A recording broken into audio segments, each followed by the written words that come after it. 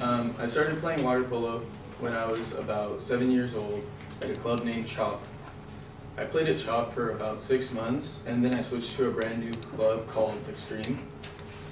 And Extreme was the foundation of my water polo career, hence why I got tired of losing, and I eventually switched back to Chop after 4 years. And I played at Chop for another 3 years, and it was really fun at first, but like things got kind of crazy and went downhill. So after playing at Chop for 3 years, I switched to Foothill, which I am currently in my 3rd year at as the starting goalie for the 16 and under 18.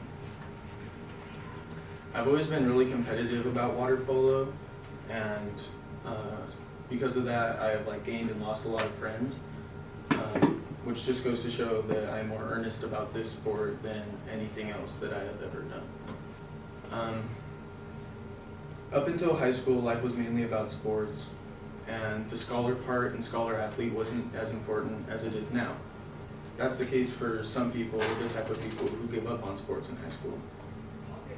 Ever since the 5th grade, when I transferred to an academically challenging school called Lincoln Alternative School in Corona, California, I've been a student athlete. It was the first time that I received straight A's, and that was 2 years in a row. And I decided to segue that path, and for middle school I went to El Cerrito, also in Corona, California.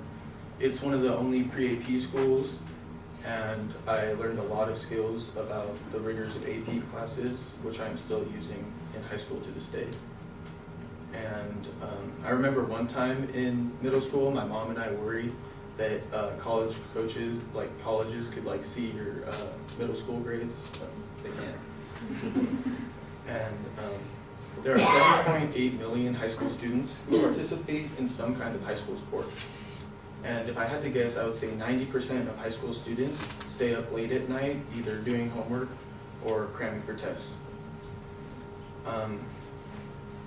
Contrary to what you might think, staying up late actually increases your chances of messing up academically the next day. So I always thought that there was a study on this, but I never tried to look it up until I decided to do my TED Talk on this.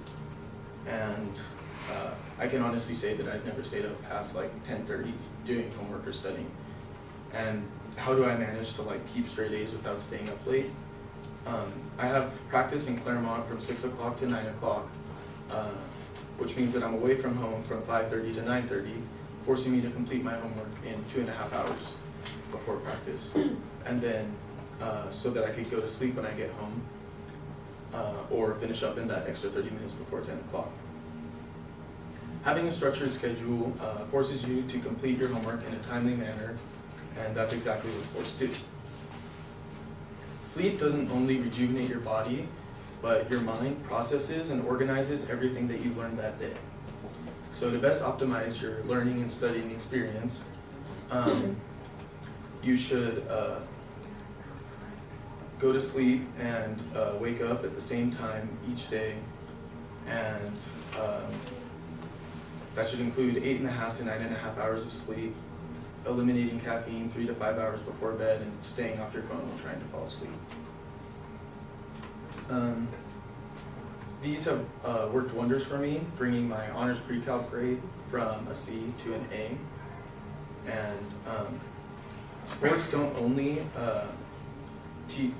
manage your schedule, but sports also teach you very valuable life lessons that can like be applied to school and also like work when you get a job. Sports can teach you persistence, which is like what can help you get that A in AP chemistry or a promotion when you have a job later in life.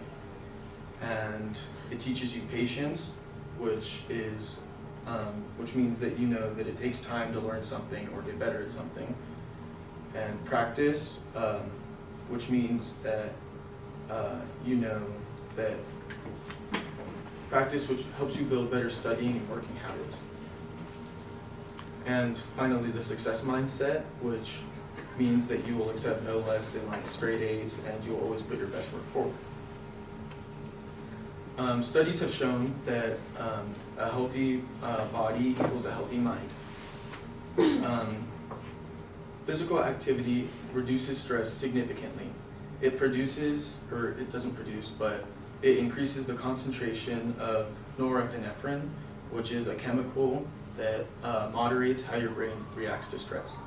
It can also produce happy chemicals called endorphins, which make you feel extreme happiness, which means that going for a jog could be as efficient as taking an antidepressant. Activity can also be good for self-confidence, because when you're like running out in like the sun, you absorb vitamin D, which helps boost self-confidence. And it also prevents brain cognitive decline, because your body produces chemicals that alleviate anxiety, which means that like running a mile or completing an intense workout could be like as relaxing for like anxiety as a warm bubble bath. And I will now leave you with the most astonishing fact of my TED Talk. The average student athlete has a GPA of 2.84, and this is 7.4 days of school. And the average student, like that doesn't play sports, has a GPA of 2.68, and this is 8.8 days of school.